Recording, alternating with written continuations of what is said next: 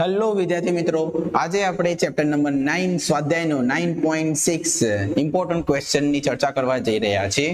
શું કીધું છે ક્વેશ્ચનમાં?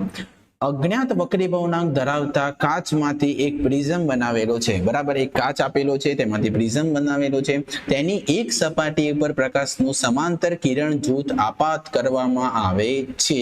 પ્રિઝમનો લઘુત્તમ વિચલન કોણ આપી દીધેલો છે? 40 ડિગ્રી. શું આપી દીધેલો છે? પ્રિઝમનો લઘુત્તમ વિચલન કોણ ડેલ એમ મિનિમમ પણ કહી શકાય અથવા તો ડેલ એમ પણ કહી શકાય.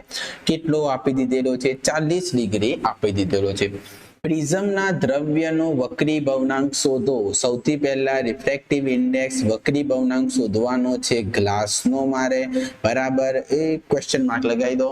પ્રિઝમનો વક્રતાકાર કોણ આપી દીધેલો છે? જો કન્ફ્યુઝ ના થતા વિદ્યાર્થી મિત્રો, વક્રતા કોણ એટલે બીજું કશું જ નહીં, પ્રિઝમ કોણ તમને આપી દીધેલો છે.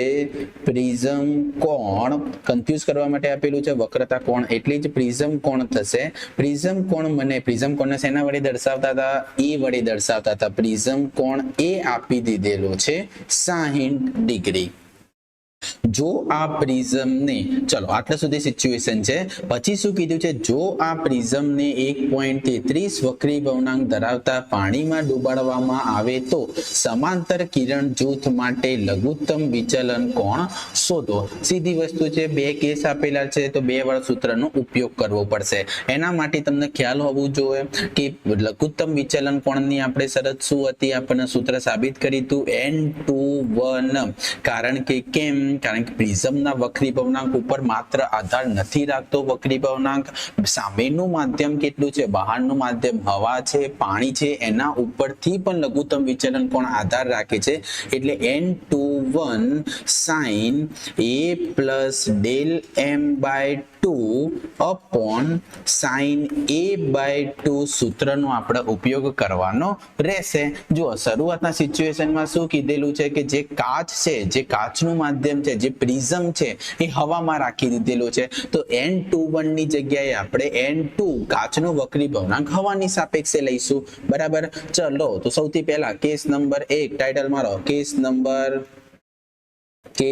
1 પહેલો કેસ હાથમાં લઈ લો. ચલો, પહેલો કેસ શું કીધું છે? પહેલો કેસ સમજીએ.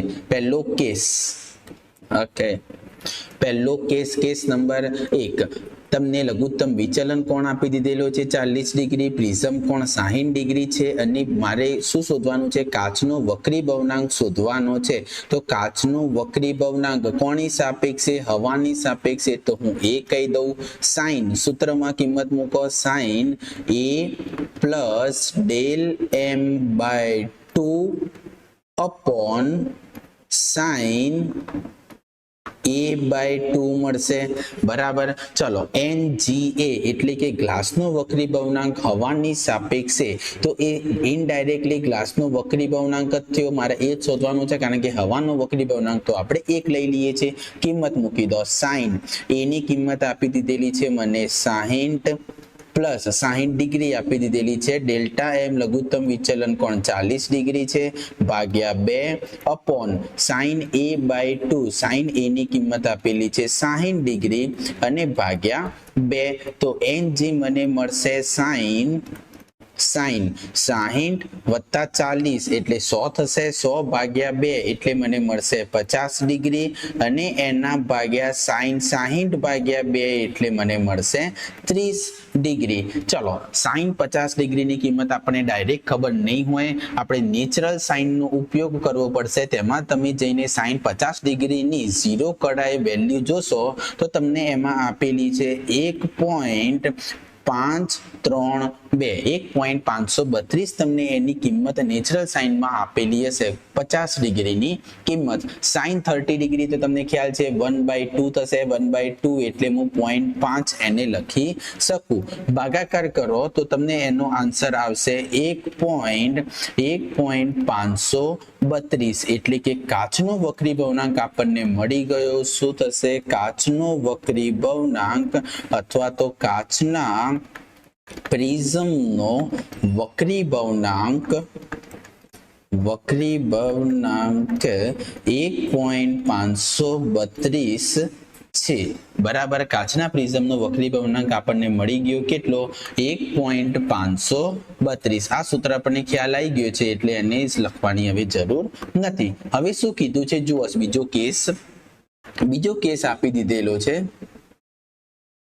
કેસ 2 બીજો કેસ હાથમાં લઈ લઈએ આપણે ચાલો બીજો કેસ શું કીધેલું છે જો આ પ્રિઝમને 1.33 વક્રીભાવનાંક ધરાવતા પાણીમાં ડુબાડવામાં આવે તો ચલો શું કીધું છે બહારનું માધ્યમ મેં તમને કીધું કે માત્ર જે લઘુત્તમ વિચલન કોણનું મૂલ્ય છે એ માત્ર પ્રિઝમના દ્રવ્ય ઉપર આધાર નથી રાખતો એનું બહારનું માધ્યમ કેટલું છે એની ઉપર પણ આધાર રાખે છે તો અહીંયા Ng એ લીધું હતું અહીંયા આપણે શું લખીશું n વક્રીભાવનાંક ગ્લાસનો પણ કોની સાપેક્ષે પાણીની સાપેક્ષે NgW બરાબર sin ચલો આ સૂત્રમાં કોઈ ફેરફાર થશે a પ્લસ શું લઘુત્તમ વિચલન કોણ બદલાઈ જશે હા તો નવો લઘુત્તમ વિચલન કોણ માની લો ડેલ m ડેશ છે બરાબર આ ડેલ m ડેશ શું છે તો જ્યારે પાણીમાં ડબોળવામાં આવે ત્યારે જ્યારે પાણીમાં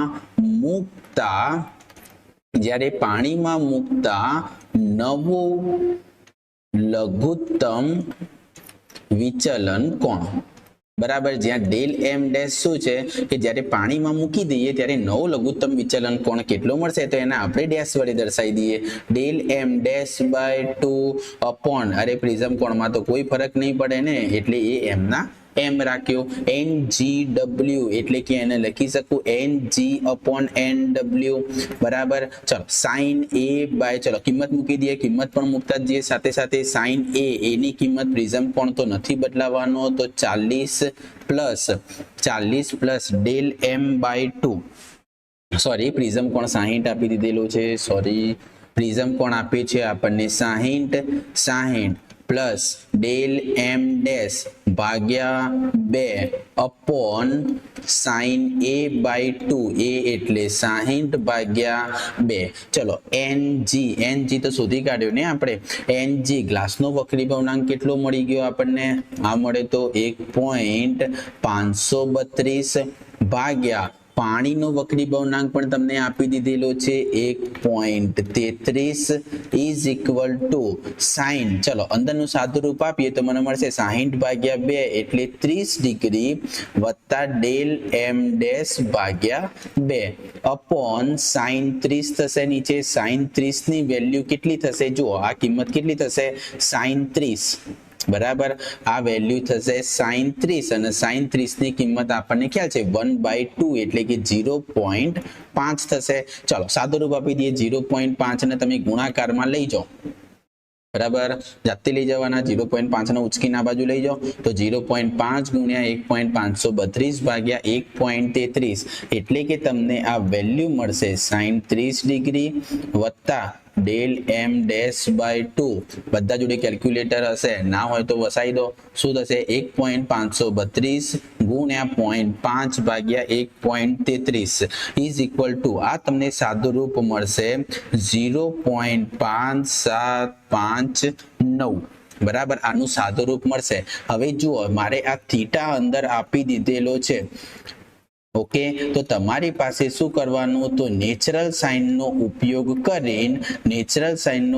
કરીને આ તમારે આને ડિગ્રીમાં કન્વર્ટ કરવાના છે તો તમે એક્ઝેક્ટ નેચરલ સાઇનમાં જોશો ને તો 5759 નથી આપેલા 5764 આપેલા છે જેની નિયર ઇક્વલ ટુ કિંમત થશે 35 ડિગ્રી અને 12 કળા બરાબર તમે નેચરલ સાઇનમાં એક્ઝેક્ટ જઈને ખાલી આ વેલ્યુ ક્યાં આપેલી છે શોધી દેવાની તો તમે એક્ઝેક્ટ 35 ડિગ્રીમાં તો આપી દીધેલી હશે પણ કળા નિયર ઇક્વલ ટુ કેટલી છે 12 કળા તમે ઉપર જોશો કોલમમાં તો તમને 12 કળા જોવા મળશે ચલો હવે શું કરી દઈએ આને અગર સાદું રૂપ આપી દઈએ 30 ડિગ્રી છે જુઓ ફરીથી આને સ્ટેપ લખી દઉં છું 30 degree plus del m dash by 2 is equal to 35 degree અને 12 કળા તો ડેલ m ડેશ બાય 2 મને કેટલું મળશે 30 ડિગ્રી ને આ બાજુ લઈ જાઓ તો 35 ડિગ્રી માઇનસ 30 ડિગ્રી તો 5 ડિગ્રી અને 12 કળા તો મને ડેલ m ડેશ મળશે 2 ના ગુણી કાઢો તો 10 ડિગ્રી અને 12 કળા મારો આન્સર થશે કે જ્યારે હું એને પાણીમાં, હવે આને તમે near equal to del M dash near equal to 10 degree પણ લખી શકો છો. જુઓ કે જ્યારે એ લેન્સને પાણીમાં નહોતો ડુબાડેલો, હવામાં રાખેલો હતો, ત્યારે મને લઘુત્તમ વિચલન કોણ કેટલો મળતો હતો? 40 ડિગ્રી મળતો હતો. હવે બહારનું માધ્યમ અહીંયા શું લીધું છે? પાણી લીધું છે. જ્યારે એને પાણીમાં ડબોળેલો છે ત્યારે લઘુત્તમ વિચલન કોણ ઘટીને કેટલો આવી ગયો છે? 10 ડિગ્રી થઈ ગયો છે, જે મારે શોધવાનું હતું. Wish you best of luck. I hope તમને સમજાઈ ગયું હશે. Thank you.